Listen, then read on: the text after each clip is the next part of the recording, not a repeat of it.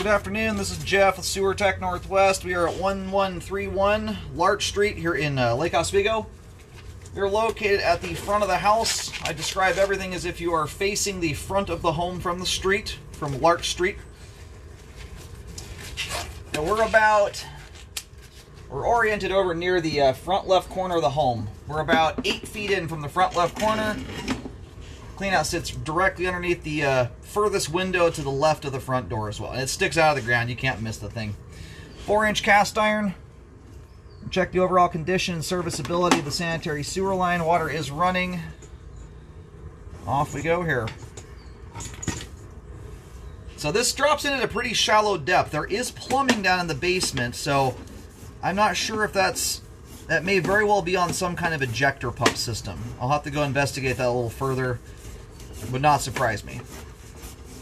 That or the line's going to have to dive down to quite a depth here at some point to pick up a individual line coming off that basement floor to tie in on the exterior. Sometimes you will get that. Pretty commonplace though, especially when you don't have a lot of plumbing fixtures in the basement. Pump systems are pretty commonly done. My camera is upside down right now, in case you're wondering why the water is overhead. And so far, spotless clean line. There's hardly any buildup to speak of in here. And it is a unique thing to have cast iron extend out this far. Most overwhelming amount, probably 95% of homes from this era, the cast iron would have only maybe gone about 5 feet on the outside of the house, and would have transitioned over to concrete pipe, which does not hold up anywhere near as good as cast iron does. All right, we just swapped over to some ABS plastic there. We do have some standing water in the line, which we will take a better look at on the way out when the line is drained. Well, I am aware that there was some kind of repair done. You know, the plus side here. Well, we'll wait for a moment to let the whole line drain. Transitioning now to concrete. It looked like that made a diameter change, although sometimes just simply the pipe wall thicknesses, you know, between new and old pipe are quite different. Sometimes you can get kind of the illusion of a diameter change without there actually being one. This thing gets way out there. And we did have some amount of standing water in the concrete pipe. So as it relates to standing water, I mean, in general, when you start getting bellies that far from the home, it becomes infinitely less concerning as it relates to backups occurring. As you can see, the line all leading up to that point has been extremely clean. No backup evidence, no blockage evidence. The further and further a belly gets from the home, the least likely it is to actually result in a backup. That's assuming a blockage occurs. So if you can imagine a blockage forming out where that belly starts, that's something like 75 feet away from the home. You have to fill up an immense amount of pipe to get back to the foundation wall. And in doing so, it creates a huge amount of head pressure. That's the water weight sitting on the blockage. There are not a lot of blockages that can withstand the head pressure of 75 feet of pipe filling up behind it like that. You know, that's blockages that are in general made of proper items like toilet paper, stuff that disintegrates, that's intended to go down the line. Paper towels are a little bit different story, wipes, things like that, stuff that does not disintegrate properly, can withstand some pretty immense amount of head pressure, especially if it gets a big blockage. So, anyway, we're going to let the line drain out. I'm going to try and go locate the camera head here really quick. Then we'll pull back in here in a moment and take a better look at things. Alrighty, this line is it's a big one. So where I'm having a little bit of a time getting right on top of the camera head, but I'm finding my locate signal. From just based on the locates I'm getting here, it looks like the main lateral. I don't see an obvious manhole right in the road. I think the main here is actually situated just barely off to the side of the road, but the opposite side of the street as we're on right now.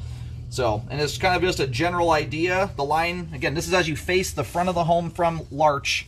Line pops out near the front left corner of the house. It crosses from left to right. Looks like it does a full shot underneath the driveway from left to right, pops out the other side, turns, straightens out, and then shoots off into the road. And then it traverses basically the entire width of the roadway all the way to the other side. So my locate right now is taking me right up against the street curb on the opposite side of the street. It's a deep sewer line. This is a trickier one to locate nicely. So got a little bit of water still trickling off here. Being that there's standing water behind the camera, every time I move my camera, a little bit of that's going to slosh free. So just be aware of that. Anyway, we'll come back in here, but after I've done almost 25,000 sewer scopes at this point in my career, I've done a lot of drain cleaning, and lines that are this length. I mean, if you told me showed me a picture of this house and the length that it was going to be, I would have guaranteed you there was going to be a belly in it somewhere. The likelihood you're going to grade a 125-foot long sewer line like this, and this one starts out at quite a shallow depth, to boot on top of that, and hope everything stays put, especially being a home that does sit down below street level. That combination of things results in bellies in almost every circumstance. It doesn't matter if the house is 50 years old or brand spanking new. It's a difficult thing to do. There's a lot of weight on top of that line. You've got tight tolerances. So anyway, I tend to look at these things a little bit more on the gentle side just because of that, because they are prone to that. So, for instance, a belly that would, take that same belly we've already been through and put it right up against the house, I would feel quite a bit differently about it, as far as how concerning it is. Going back to my example earlier about if you theoretically developed a blockage at 75 feet, now you do the same thing, but you get a blockage 5 feet outside your foundation wall. You don't have 75 feet of pipe to fill up to create head pressure and provide a bunch of leeway, which gives time for stuff to disintegrate and break down if it's that stubborn of a blockage.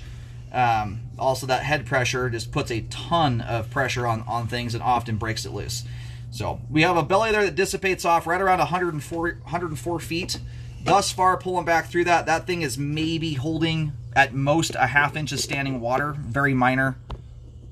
For reference, I don't even consider repairs on bellies, and I mean, I won't even recommend them in most cases unless they're severe and there's usually some other things going on. Offset joints, roots, things like that, a combination of standing water and hard obstructions. Otherwise, I'm mostly recommending repairs on these days when they're close proximity to the house and usually in older, rougher pipe materials. And or small diameter pipes. It kind of case by case. Every line is different.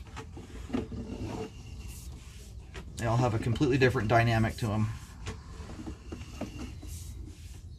So if you kind of go in and out of a belly, you really have kind of a continuous stretch of standing water.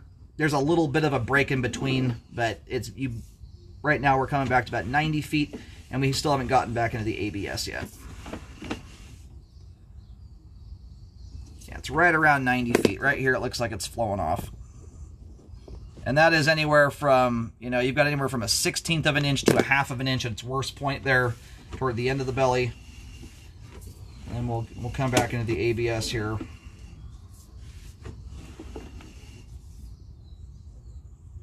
And there's a little bit more right in here too. There's still a tiny bit of water trickling off, but there is a little bit of standing water there in the concrete.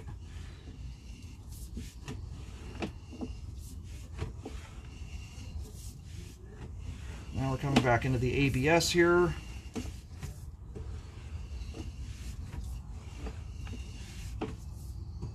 So right there, we are just hitting the top of my camera lens, right about at an inch. Sorry if I'm repeating myself, but where I generally start to consider repairs on bellies is once there is a 5-foot section of pipe with an inch of standing water in it. That's static with no water running at all.